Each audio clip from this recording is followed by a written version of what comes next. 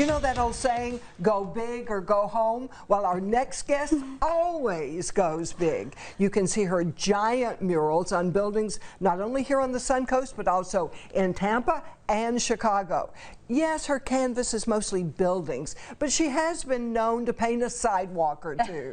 And we welcome Caitlin Kelly, better known as the Swirly Painter. How fun! Tell us about your work. Thank you.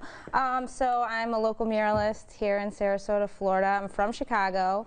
My personal art, you know, is on duality. I like to share what's inside and. What does duality mean in art? Duality is, it's in life in general, and which is what I like to bring out in my art. It's the balance of light and dark. So what I want to really express to people is that it's important to understand the dark sides instead of pushing them away. When we're going through sickness, when we have family members that are going through something, we embrace those times and understand them in order to really appreciate the good stuff in life. You know, we have to have the bad. If everything was always good, we wouldn't be as happy as we are when the good times happen. So yeah, more of like a keep fighting on type thing, you know. Now you're surrounding us with a lot of your paintings. Yeah. These are maybe not as big as you usually do on those buildings. Yeah. So how do you get your inspiration? What inspires you to do a work? So as weird as it sounds, at night when I go to sleep, you know, when I'm relaxed, I will see these visual images of, you know, spirits or duality monsters or beings, as I like to call them, and then I paint them.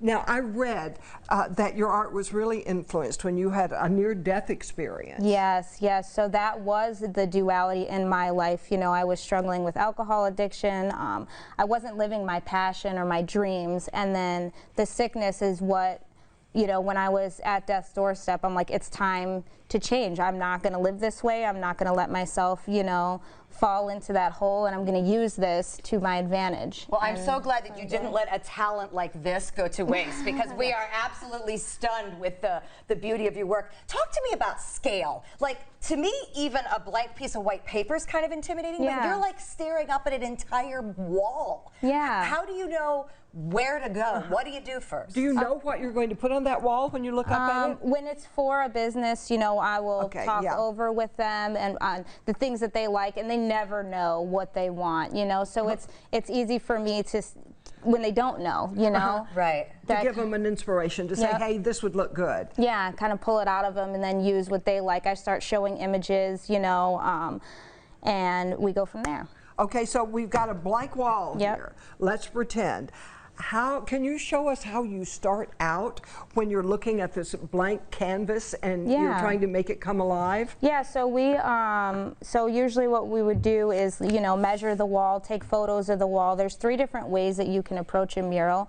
There's a doodle grid, there's a regular grid, which is squares, and then you can use a projector. Okay. So my favorite is definitely the grid. Like, I always just go back to that, because you can put a grid anywhere, no matter where you're working. If I want to add something, I can make a little grid, and I can measure it out that way. Do you do a smaller version, like on paper, before grid-wise? On my iPad, yeah. On your iPad, okay. All right, this all makes me feel better, like understanding your process. And that's the cool thing about art is, like, you know, it's very intimidating, but anyone can do it. You are only limited to what you limit yourself to, you know. So I mean, you can find these, you know, I find images online, I put them in you know, my software and kind of put them together, and from there, you know, I would measure that out and make a grid on top of that, and then measure the wall out. Is this to help you show us how you do that? Show us how that works. Yeah, this is a really nice way to get. So yeah, this is what was the name of it? I don't even remember. Oh, well, when you paint, like in terms of like wall painting, like decorating, I called it a plumb line. Okay, so like how you hang things straight. Yeah, and I learned this at the chalk festival. All the chalk artists, they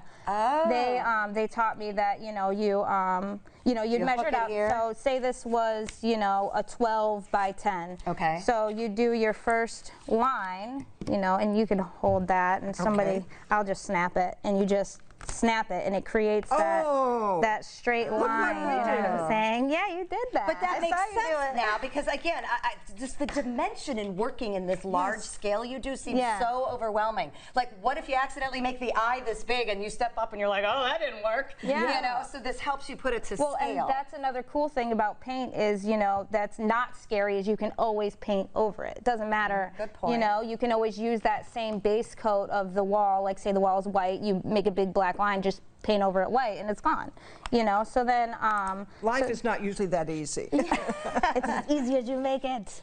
Okay, so again we would do this, you know, the opposite way, and say you would measure this a foot by a foot. You know, so then you're making another grid. Yep. Oh, I get it. And so you just paint a little orange thing here, maybe. You're not thinking about the overall picture. You're just doing it. You're working in your grid. By bit. Yeah, so you would just, whatever the wall is, you know, just make a grid on it, foot by foot or 2 feet by 2 feet, however big you want the squares, and you have it on your tablet, your iPhone. You can download Photoshop and do it. And you put that image on there, and you put a grid on top of it. Linda's gonna paint her garage maybe this weekend.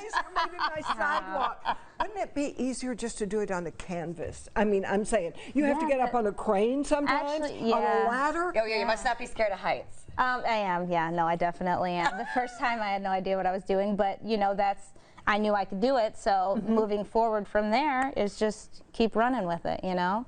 Very impressive. They are so big and so huge, and yet they really touch you so much. Yeah, I love them. It's actually funny because the bigger you go, the easier it is to paint because you're not so focused on these tiny details. You have space. You know, so yeah, so that's another aspect of it that's really cool. Do you ever stand there and watch people look at your work and talk about it? Oh yeah, and that's another awesome part about art is it brings people together, you know, and I share with them like this is something that you can do too if you want, you know, like it doesn't matter. If you've got talent like she does. If you're a very talented artist, you too can do this. Yeah. You can learn more about Caitlin Kelly and see more of her work at Swirly Painter on Instagram and at swirlypainter.com.